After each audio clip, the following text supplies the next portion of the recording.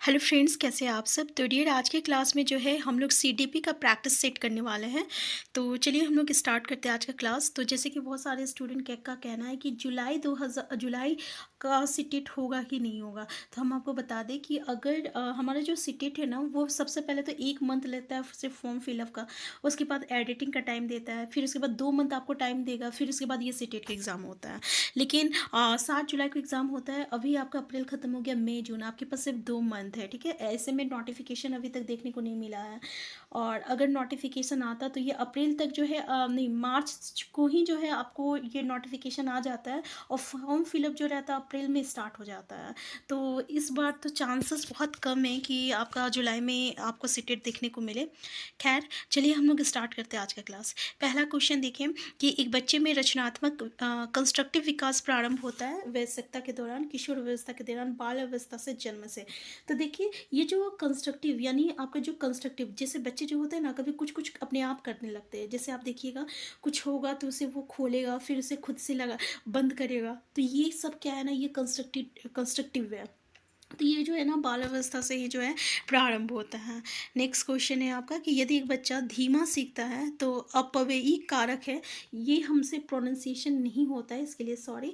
तो शिक्षण विधिया, समय और पैसा, पैसे और समान, समय और ऊर्जा, इन तीनों का कोई लेना देना नहीं है, ठीक है ना। शिक्षण विधिया हो सकता है, क्योंकि ये तीनों का समय और पैसा, समय और ऊर्जा, इससे क्या मतलब है भाई। अगर कोई बच्चा धीमा सीखता है ना, तो उसका एक ही कारण हो सकता है कि शिक्षण की विधि क्या है, वो किस तरीके से बच्चे को पढ़ाया जा रहा है, ठीक है। तो आंसर ए जो रहेगा करेक्ट आंसर हो जाएगा। ऐसे भी हमारा जो आपका नेशनल एजुकेशन पॉलिसी जो है वो कहते हैं कि अगर बच्चे जो है सीख नहीं रहा है तो इसमें बच्चे की कमी नहीं है, ठीक है। हमारा जो एजुकेशन सिस्टम है उसमें कमी है।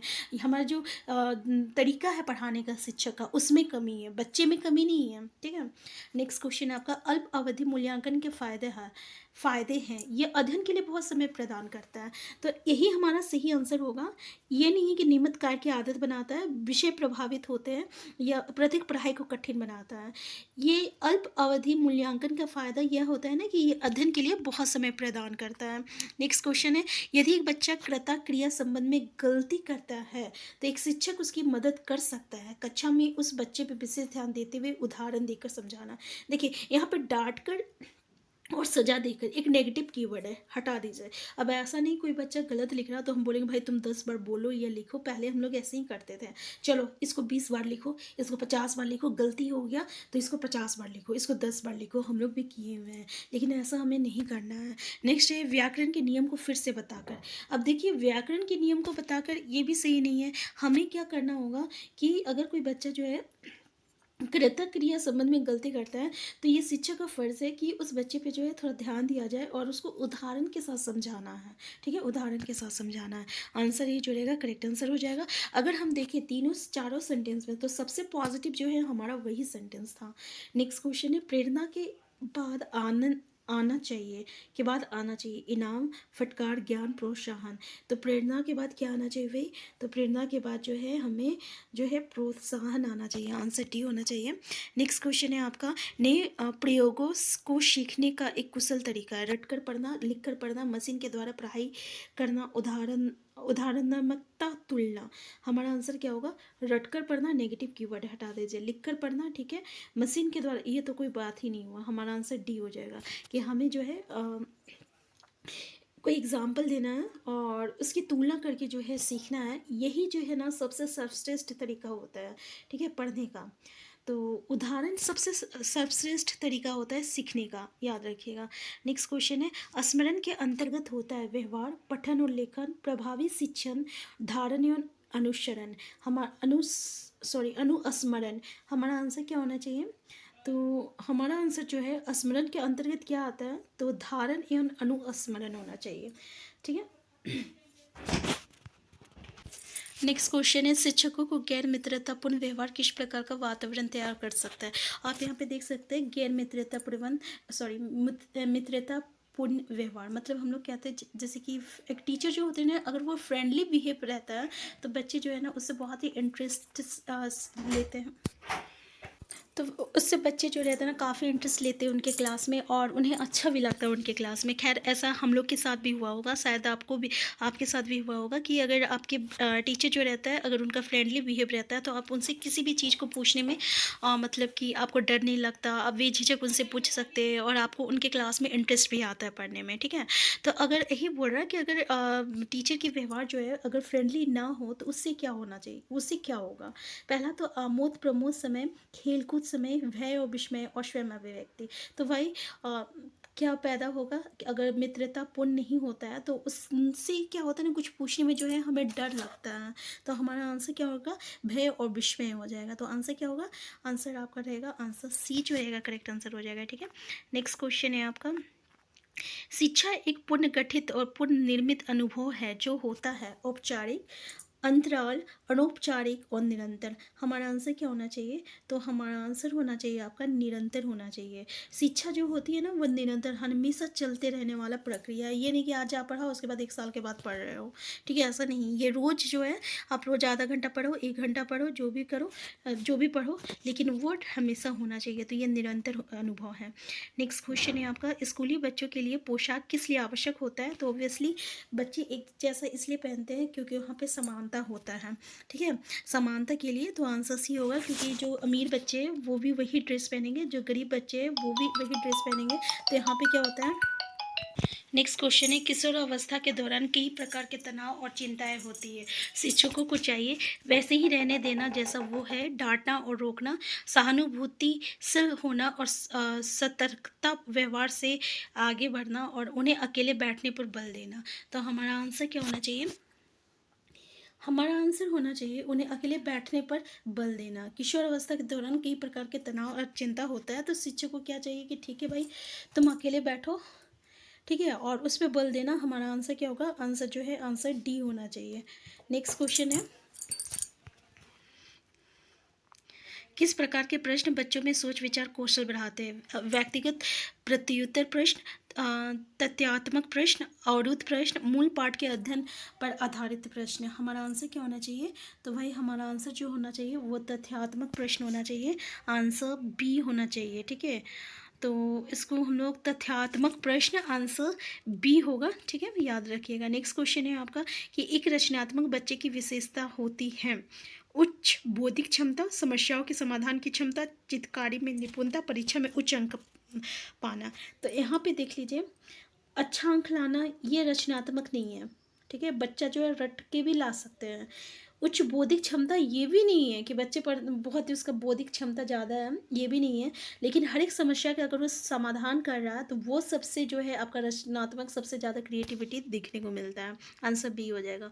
नेक्स्ट क्वेश्चन है, कालक्रमिक क्रम में बच्चे के सीखने के 4 चरण हैं। पहला है आपका स्वेदी प्रेरक, पूर्व प्रचालनात्मक, ठोस क्रियाएं, औपचारिक क्रियाएं। दूसरा ऑप्शन देख सकते हैं, तो हमारा आंसर क्या हो जाएगा, देखिए कालक्रमिक क्रम में बच्चे की जो सीखने की जो 4 आपकी चरण है ना वो हमारा पहला ही आंसर सही हो जाएगा। इसको हम लोग संवेदी प्रेरक को हम लोग सेंसरी मोटर स्टेज कहते हैं। दूसरा जो पूर्व जो है आपका इसको हम लोग पूर्व संक्रियात्मक व्यवस्था भी कहते हैं। इसको हम लोग प्री ऑपरेशनल स्टेज कहते हैं। और आपका ठोस क्रियाएं, इसको हम लोग ठोस सक्रियात्मक व्यवस्था कहते हैं, इसको हम लोग कॉन्क्रीट ऑपरेशनल स्टेज कहते हैं। और ये जो औपचारिक व्यवस्था है, औपचारिक क्रियात्मक व्यवस्था, इसको हम लोग फॉर्मल ऑपरेशनल कहते हैं। जब हम लोग जिन प्याजे को करेंगे तब हम लोग ये चारों जो आपकी व्यवस्था है ना उसके बारे में डिस्कस करेंगे, ठीक है। तो 4 व्यवस्था है, याद रखिएगा। आंसर ए जो रहेगा ना ये इसका करेक्ट आंसर हो जाएगा। नेक्स्ट क्वेश्चन है, बच्चा केंद्रित बाल केंद्रित शिक्षा में शिक्षक की भूमिका होती है, एक निश्चित दर्शक, बच्चे का एक सक्रिय साथी, एक रुचिपूर्ण प्रेक्षक, एक सख्त अभिभावक। हमारा आंसर क्या होगा, तो देखिए बाल केंद्रित में क्या होना चाहिए कि बच्चे का एक सक्रिय साथी होना चाहिए। कौन होना चाहिए, शिक्षक होना चाहिए।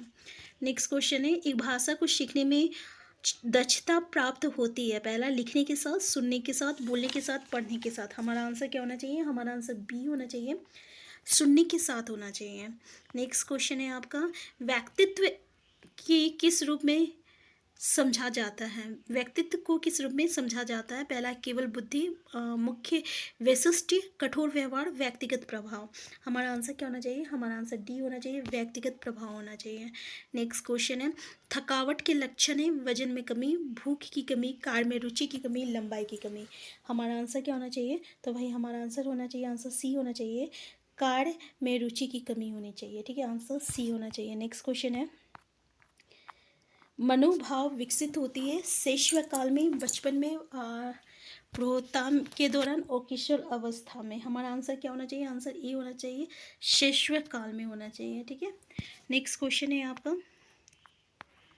व्यवहार समस्याओं की दो विधियां है। पहला है प्रतिकार और शक्ति, रोकथाम और सजा, लाड़ प्यार और प्रेम, इंतजार और निगरानी। तो इसका आंसर क्या होगा? तो देखिए, व्यवहार समस्याओं की दो विधियां जो है ना, ये आपका इंतजार और निगरानी है। ये थोड़ा सा अलग क्वेश्चन देखने को मिल रहा है, तो देख लीजिए आप। ठीक है, नेक्स्ट क्वेश्चन है, एक शिक्षण योजना तैयार करते समय शिक्षक को किन का ध्यान रखना चाहिए? पहला, व्यवहारिक शिक्षण वास्तविकता का, ज्ञानार्जन विशेषताएं का, या शिक्षा पश्चात समीक्षा या उपयोग सभी। हमारा आंसर क्या हो जाएगा? इन सभी बातों का ध्यान रखना चाहिए, इसलिए आंसर डी हो जाएगा। नेक्स्ट क्वेश्चन है, अस्तित्ववाद के अनुसार शिक्षा का प्राथमिक उद्देश्य, पहला संसार के विषय में सृजनशील जागरूकता के विषय, दूसरा एक व्यक्ति को तैयार करना जो स्वयं निर्णय लेता है, साझा विश्वास, या अनुभव से प्राप्त तर्क का विकास। हमारा आंसर क्या होना चाहिए? तो हमारा आंसर बी होना चाहिए, एक व्यक्ति को तैयार करना जो स्वयं निर्णय लेता। आंसर बी होना चाहिए। नेक्स्ट क्वेश्चन है, शिक्षा प्रणाली है जहाँ विद्यार्थी होते हैं केवल लड़के, बच्चे और माता पिता, केवल लड़कियाँ, लड़कियाँ और लड़के। तो सच शिक्षा प्रणाली जिसको हम लोग को एजुकेशन कहते हैं, तो जहाँ लड़कियाँ और लड़के होते हैं ना, दोनों साथ पढ़ते हैं, उसको हम लोग सच शिक्षा प्रणाली कहते हैं, यानी को एजुकेशन कहते हैं, कोड कहते हैं। नेक्स्ट क्वेश्चन है, J.F. हैवेट के अनुसार मानस की क्रियाकलापें हैं कठोर कार्य और विराम, अनुभूति और कार्य, जानना, महसूस करना और इच्छा, तरीके का प्रयोग। नेक्स्ट क्वेश्चन, हमारा आंसर क्या होना चाहिए कि J.F. हार्वर्ड के अनुसार मानस की क्रियाकलापें है आपका जानना, महसूस करना और इच्छा। आंसर सी होना चाहिए। नेक्स्ट क्वेश्चन है आपका, एक स्वस्थ शरीर में स्वस्थ मन का बनना किसने परिभाषित किया है? पहला है थॉम्पसन ने, और नेक्स्ट है पेस्टालोजी ने, जॉन स्टुअर्ट ने, या अरस्तु ने। हमारा आंसर क्या होना चाहिए? हमारा आंसर होना चाहिए जॉन स्टुअर्ट ने। नेक्स्ट क्वेश्चन है आपका, एक बच्चे की शिक्षा प्रारंभ होती है स्कूली दिनों से, उसके जन्म से, जब वो चलना प्रारंभ करता है, और वयस्क दिनों से। तो भाई कब से स्टार्ट होता है? उसके जन्म से ही स्टार्ट हो जाता है। आंसर बी होगा। नेक्स्ट क्वेश्चन है, स्पर्शनीय अनुभूति एक बच्चे को क्या जानने में मदद करती हैं? गंध की अनुभूति, स्वाद, सुनने की अनुभूति, एक वस्तु की संरचना। हमारा आंसर क्या होना चाहिए? एक वस्तु की संरचना हो चाहिए। आंसर डी होगा। नेक्स्ट क्वेश्चन है, संतुलन की समतत्व चेतना किसमें स्थित होती है? नेत्र में, मस्तिष्क में, कान में और नाक में। हमारा आंसर क्या होना चाहिए? आंसर बी होना चाहिए, मस्तिष्क होना चाहिए। नेक्स्ट क्वेश्चन है आपका कि निम्नलिखित में से किसका सूत्रपात गैस्टरलाइट मनोविज्ञान से हुआ? इकाई योजना, शिक्षा योजना, सूक्ष्म शिक्षा योजना और मूल्यांकन साधना। हमारा आंसर क्या होगा? हमारा आंसर ये हो जाएगा, इकाई योजना हो जाएगा।